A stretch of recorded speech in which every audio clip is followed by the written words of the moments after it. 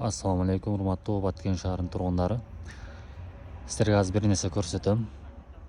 Өтө жакшы жер экен, жакшы нерсе экен. Сиздерге жагат бул нерсе. Айрыкча кыз келиндерге, эчебизге, апаларыбызга өтө жага турган нерсе.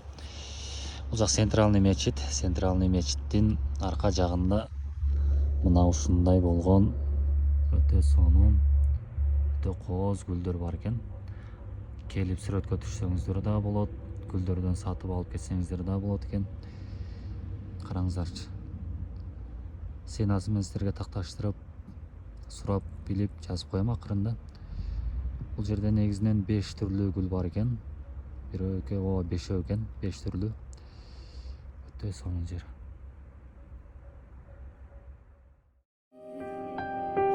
Баракта бирде терин мен жаштыкты